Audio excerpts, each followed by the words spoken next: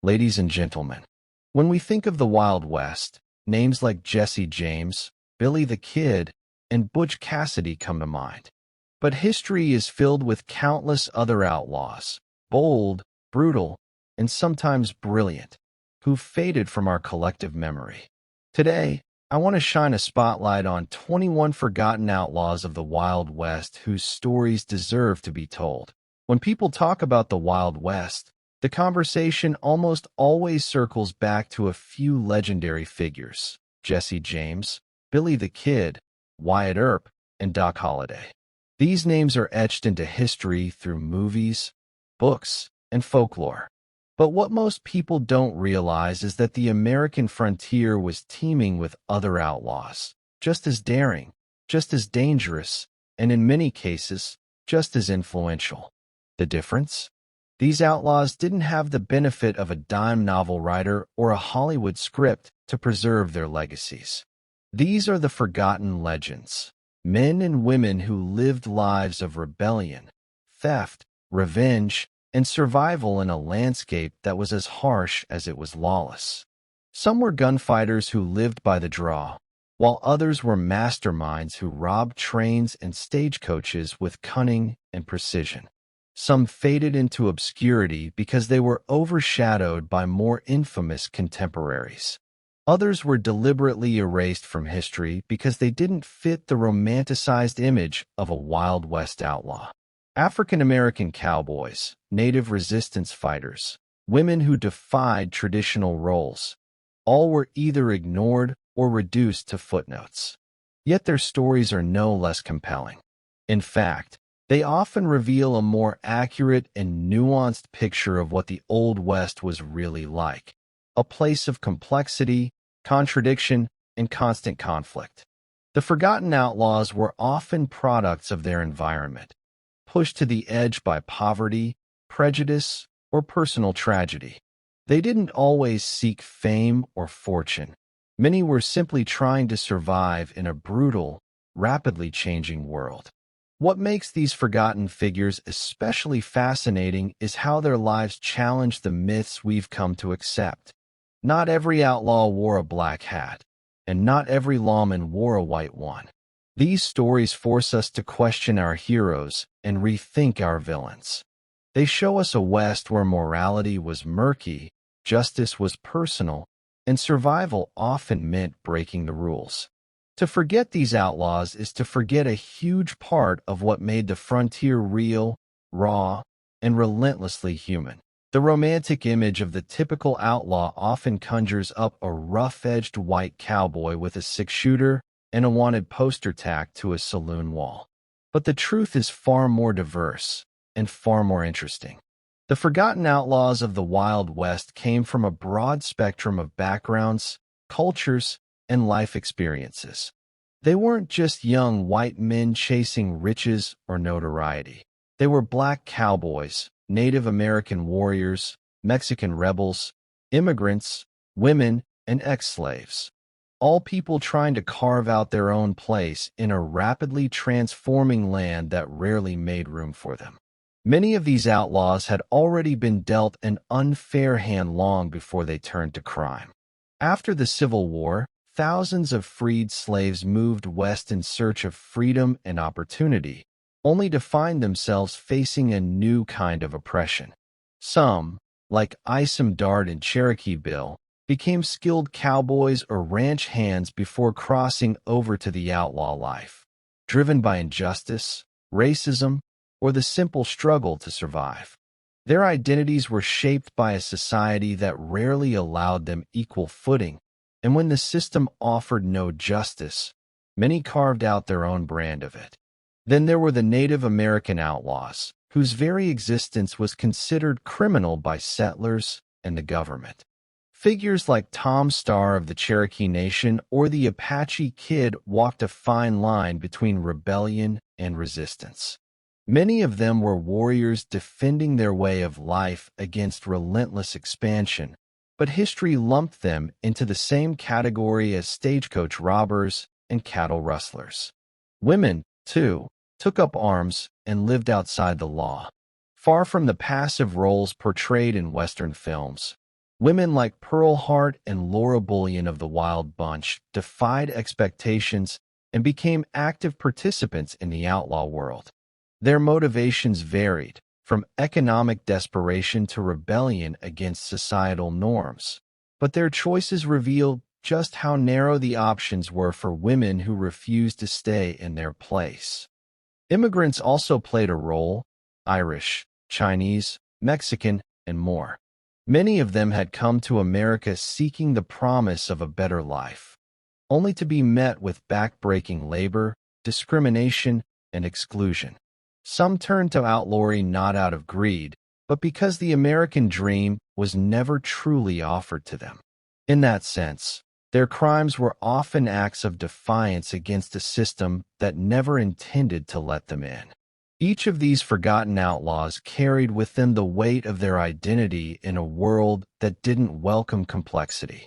Their backgrounds weren't just diverse, they were crucial to understanding why they became outlaws in the first place. They were products of injustice, conflict, and exclusion, and their actions were often reactions to a land that had promised freedom but delivered struggle. Among the dusty legends of the Wild West, very few women ever made it into the outlaw spotlight, and fewer still made as much noise doing so as Pearl Hart. Her name may not be as widely known as Jesse James or Billy the Kid, but her story is one of the most audacious in frontier history. Pearl Hart was not just a bandit. She was a symbol of rebellion in a time when women were expected to be seen and not heard, let alone wield pistols and rob stagecoaches. Born in Canada in the 1870s, Pearl was drawn to the wildness of the American frontier. Like many during that time, she sought freedom, adventure, and escape from the constraints of polite society. Her early life was marred by hardship and abuse, and after a troubled marriage, she drifted west, picking up work wherever she could. It was during her time in Arizona that she crossed the line from survivor to outlaw. In 1899, Pearl Hart made history by committing one of the last recorded stagecoach robberies in the United States. Armed and disguised in men's clothing, she and her accomplice, Joe Boot, stopped a coach carrying passengers through the desert outside Globe, Arizona. What made her heist so remarkable wasn't just that she was a woman. It was that she took charge of the situation with nerves of steel, ensuring no one was harmed, and even handing back a few dollars so the victims could afford meals on their journey. It was a crime, yes, but one that revealed a strangely principled side of the bandit. When she was eventually caught, her trial became a sensation. The newspapers couldn't get enough of the gun-toting woman who defied every expectation of femininity. Some painted her as a villainess. Others romanticized her as a Western Joan of Arc. Pearl herself played into the mystique, giving theatrical interviews and posing for photographs with a steely gaze and revolver in hand. She became a public fascination, a living challenge to everything the Victorian age thought a woman should be. Her notoriety even seemed to sway the justice system. Despite the overwhelming evidence, she was acquitted at her first trial, perhaps due to her charm, or perhaps because society simply didn't know what to do with a female outlaw. Eventually, she was retried and sentenced, but her sentence was relatively short. After her release, she disappeared from the spotlight, her later years shrouded in mystery. Pearl Hart's legacy lies not only in the boldness of her crime, but in what she represented, a woman refusing to be confined by the rules of her time. She wasn't the first female outlaw in the West, but she was among the most daring. Her story forces us to reconsider the roles women played in frontier history, not just as settlers, teachers, or wives, but as outlaws, rebels, and legends in their own right. In a world of blood, dust, and gunfire, Black Bart was an outlaw unlike any other. While most of his contemporaries relied on brute force and hot lead to make a name for themselves, Black Bart, real name Charles E. Bowles, carved out a legend through elegance, intellect, and poetry. He was the gentleman bandit of the Wild West, a figure whose calm demeanor and refined manners stood in stark contrast to the violent image of the average outlaw. Born in England in the 1820s, Charles Bowles immigrated to America and eventually fought in the Civil War.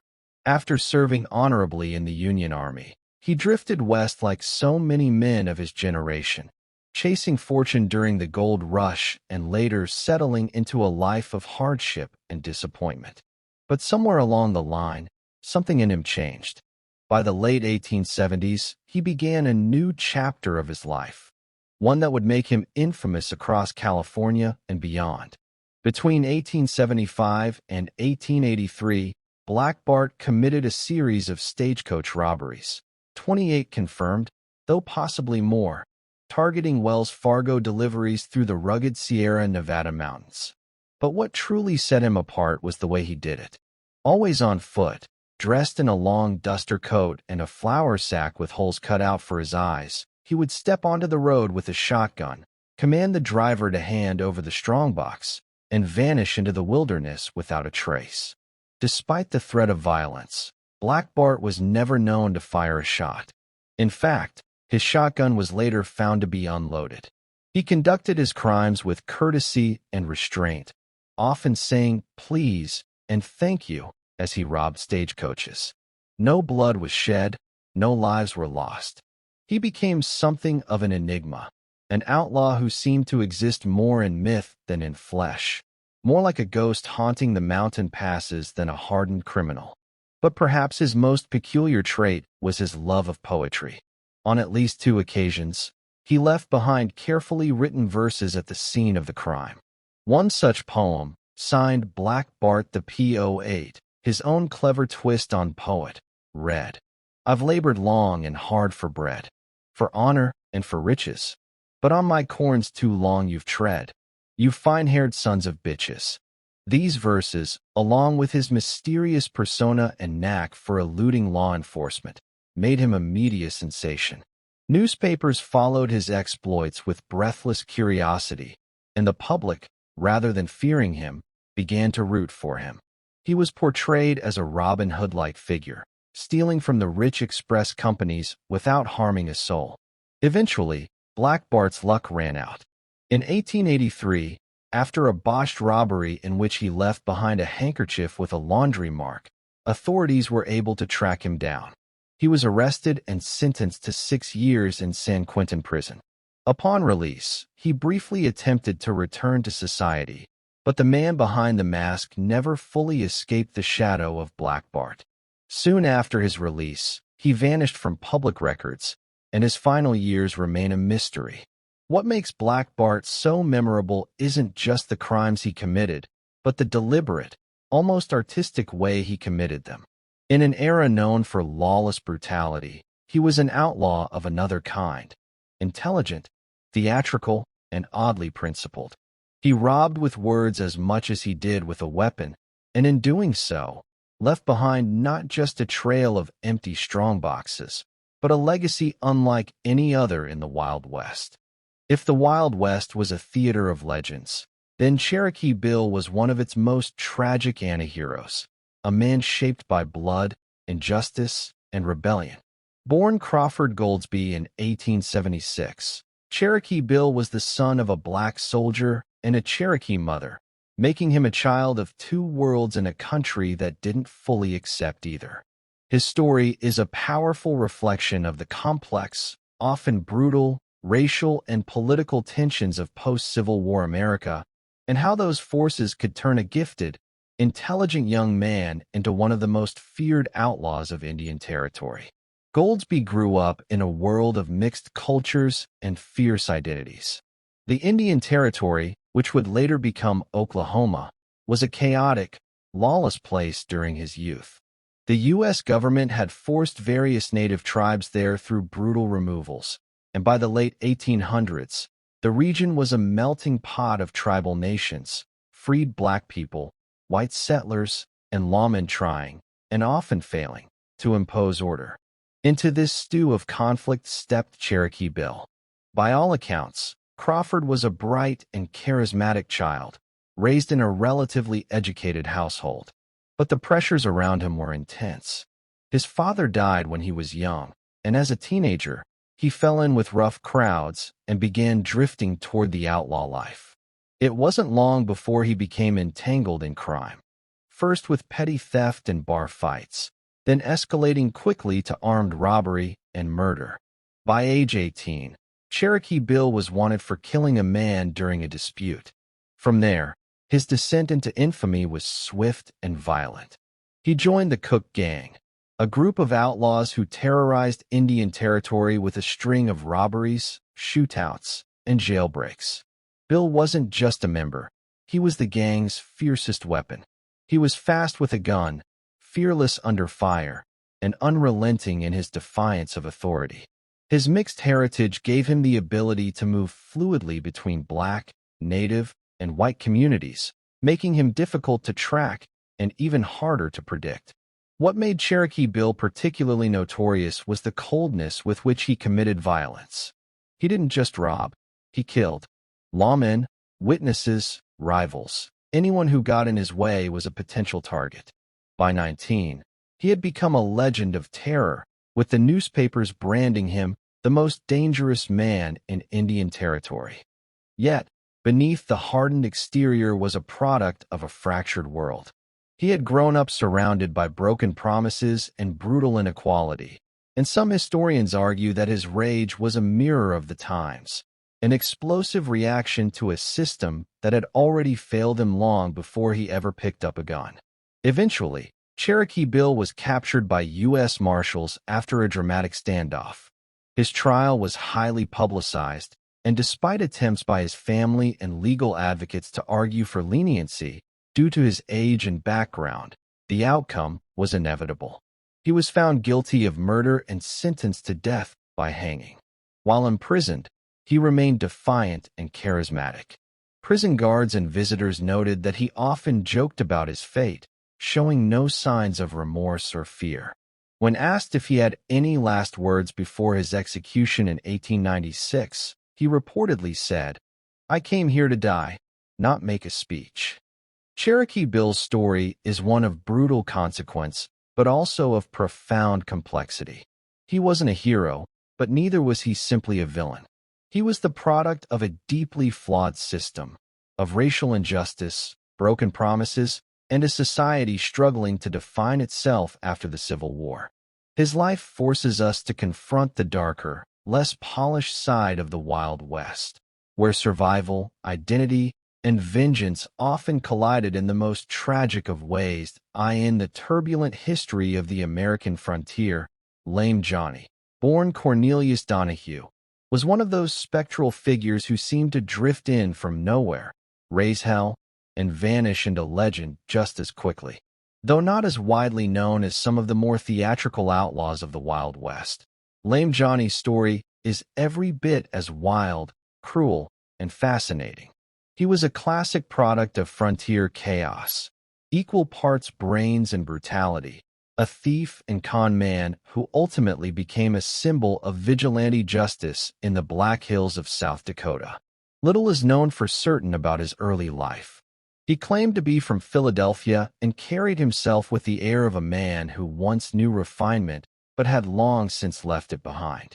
Lame Johnny earned his nickname due to a noticeable limp, the result of either a childhood injury or a wound from a life lived rough. Accounts differ. Despite his physical impairment, he was quick-witted, sharp-tongued, and, by all accounts, had a magnetic personality that could either charm or intimidate depending on his mood. He arrived in the Dakota Territory during the Black Hills Gold Rush in the 1870s, when the region was swarming with miners, opportunists, gamblers, and gunmen. With gold came greed, and with greed came lawlessness, a perfect setting for someone like Lame Johnny to thrive. At first, he appeared to play both sides of the fence. He worked as a cattle rustler, stagecoach driver, and possibly even a lawman. But it wasn't long before he crossed the line fully into outlaw territory. Lame Johnny became notorious for robbing gold shipments, particularly those sent by the Homestake Mine, the largest and most lucrative gold mine in the region. His crimes were as bold as they were frequent. He was suspected of orchestrating multiple stagecoach holdups, and though evidence was often circumstantial, his name consistently came up whenever gold went missing. The rumors surrounding him grew darker with time, suggesting he was the mastermind behind a loose network of highwaymen and bushwhackers who preyed on travelers moving through the Black Hills. What made Lame Johnny stand out from other criminals of the day was not just the scale of his thefts, but the ruthlessness with which he was believed to act. Witnesses often disappeared. Accusers were threatened, or worse. His reign of terror escalated to the point that local citizens, unable to rely on the slow or compromised justice system, began organizing vigilante groups to take matters into their own hands. Eventually, Lame Johnny was captured by lawmen in Nebraska, accused of masterminding a stagecoach robbery that had resulted in the loss of a massive shipment of gold, valued at tens of thousands of dollars, an astronomical sum at the time. He was arrested and loaded onto a stagecoach bound for Deadwood, where he was supposed to stand trial. But he would never make it there. The legend of his death is perhaps even more dramatic than the tales of his crimes. As the coach made its way across the plains, it was intercepted by a group of masked men. The guards were overwhelmed, and Lame Johnny was dragged from the coach. According to accounts, he was hung from a cottonwood tree near Buffalo Gap, his body left swinging in the wind, a grim warning to other would-be outlaws. The killers were never officially identified, but it was widely believed that local vigilantes had taken justice into their own hands. To this day, the site of his hanging is still pointed out by locals, and the ghost of Lame Johnny is said to haunt the plains where he met his violent end. His story is a powerful reminder of the raw, unfiltered justice that ruled the frontier. In a land where courts were scarce and lawmen were often corrupt or powerless, the line between outlaw and executioner could be crossed with frightening ease.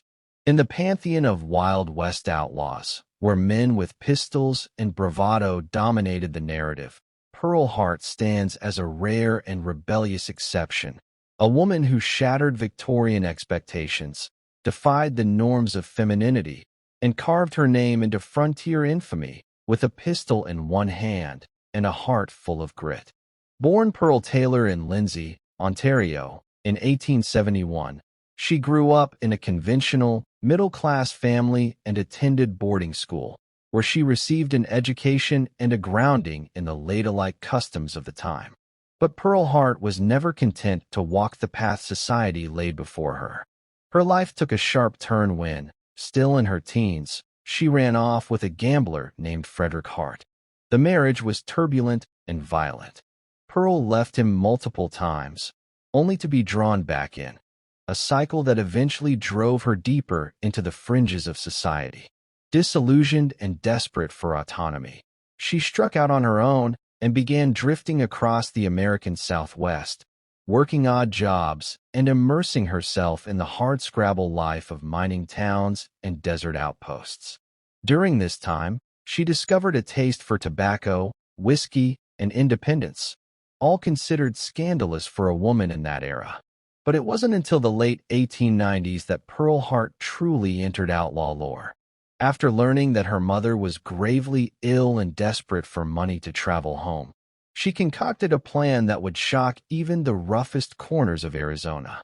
With her lover and accomplice, Joe Boot, she decided to rob a stagecoach near Globe, Arizona, a daring act at a time when women were still largely relegated to domestic roles or the margins of brothels and boarding houses. The robbery was clumsy but effective. Pearl, dressed in men's clothing and armed with a .38 revolver, stopped the coach with Boot. They relieved the passengers of their valuables, but reportedly returned a few dollars to each so they could afford meals, a gesture that helped shape Pearl's image as a female Robin Hood, even though her motives were far more personal than political. After the robbery, the pair vanished into the desert, but the law quickly caught up with them. Pearl Hart's arrest sparked national headlines. The idea of a pistol-wielding woman robbing a stagecoach in the twilight of the Old West was too sensational to ignore. Newspapers couldn't get enough of her. Some portrayed her as a ruthless criminal. Others romanticized her as a symbol of female empowerment and rebellion. Pearl, ever aware of her public image, played into the spectacle. She gave interviews, posed for photographs, and made bold statements about a woman's right to live free and on her own terms. She was defiant, unashamed, and unafraid to speak her mind. During her trial in Florence, Arizona, she was treated as both a curiosity and a threat. Her gender perplexed the court. What do you do with a woman who acts like a man, who robs coaches, smokes cigars, and speaks with the confidence of a gunslinger? In a surprising twist, the jury acquitted her of the robbery charge, perhaps swayed by her charm or simply overwhelmed by the spectacle. But the judge, determined not to let her go unpunished, charged her with tampering with the U.S. mail, since the stage carried letters, and sentenced her to 5 years in the Yuma Territorial Prison. Even in prison, Pearl remained a star.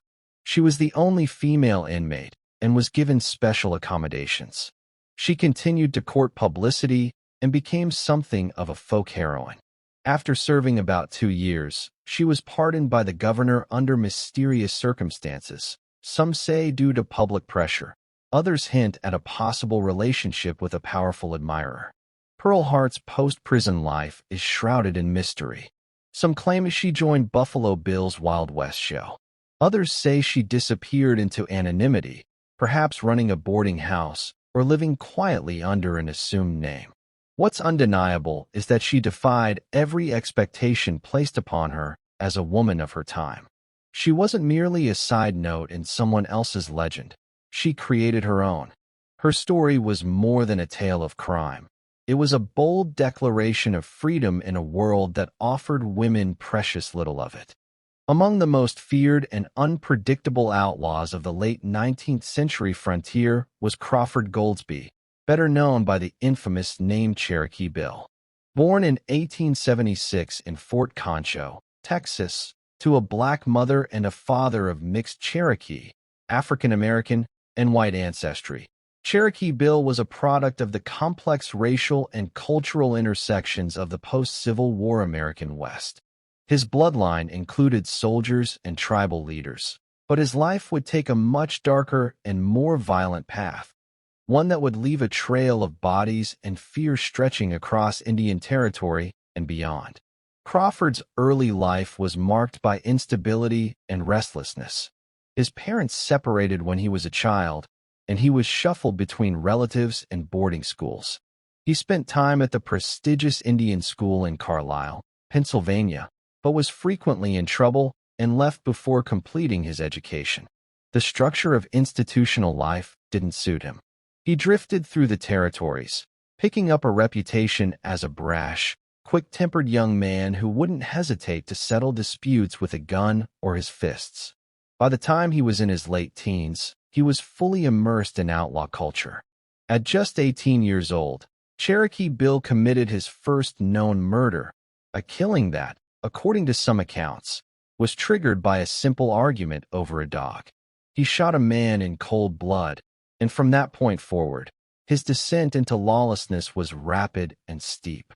He joined a gang of violent criminals known as the Cook Gang, which terrorized Indian Territory with a series of brazen crimes: bank robberies, train heists, stagecoach holdups, and shootouts with lawmen. The gang operated under the radar of the federal government for a time, but the violence they inflicted made them impossible to ignore. Cherokee Bill stood out even among outlaws for his unpredictability and sheer ruthlessness. Where some outlaws lived by a certain code, avoiding unnecessary killing or showing mercy to the innocent, Bill seemed to have no such reservations. He was described by lawmen and fellow criminals alike as dangerously impulsive, willing to kill for little or no reason. He was quick on the draw and deadly accurate, and his mixed heritage made him hard to pin down in a region divided by racial lines. He could move fluidly between communities, blending in, disappearing when needed, and striking without warning. His most notorious act was the murder of a black man named Ernest Melton, shot during an altercation in a crowded dance hall. Afterward, Bill simply walked out as if nothing had happened, leaving onlookers paralyzed by fear. His reputation grew like wildfire. Parents warned their children about Cherokee Bill. Townsfolk bolted their doors when rumors swirled that he might be nearby. His name was spoken in whispers, and even hardened bounty hunters thought twice before trying to capture him. But justice eventually caught up with Cherokee Bill. After months of pursuit, he was betrayed by a member of his own circle and captured by U.S. deputy marshals. He was taken to Fort Smith, Arkansas, to face trial under the authority of the infamous hanging judge, Isaac Parker. During his incarceration, he remained defiant and cocky, showing no remorse for his crimes. At one point, he even attempted a violent jailbreak, killing a guard in the process. The attempt failed, and any lingering doubts about his guilt or character vanished. His trial was widely publicized. He was convicted of murder and sentenced to hang. When the sentence was handed down, Cherokee Bill reportedly said with a smirk, "I came here to die, not make a speech." He maintained his composure to the end, showing neither fear nor repentance as he walked to the gallows. His final words were a chilling mixture of bravado and fatalism that would cement his image as a cold-blooded killer. These outlaws, Pearl Hart, Cherokee Bill, and the many others whose stories have slipped through the cracks of popular history, were more than just gunslingers or criminals. They were complex figures shaped by the chaos, opportunity, and desperation of their time. Some sought freedom, others vengeance, and a few simply wanted to survive in a world that gave them no other choice. While legends like Billy the Kid and Jesse James continue to dominate the spotlight, it's important to remember that the Wild West was filled with countless other names, each with a story as wild, tragic, or daring as any dime novel hero. By unearthing their forgotten legacies, we gain a fuller picture of the American frontier, not just the myth, but the reality. The Wild West wasn't just won by lawmen and settled by cowboys. It was also shaped in blood, fire, and rebellion by those who refused to follow the rules. And in the echoes of gunshots and galloping hooves, the spirits of these forgotten outlaws still ride.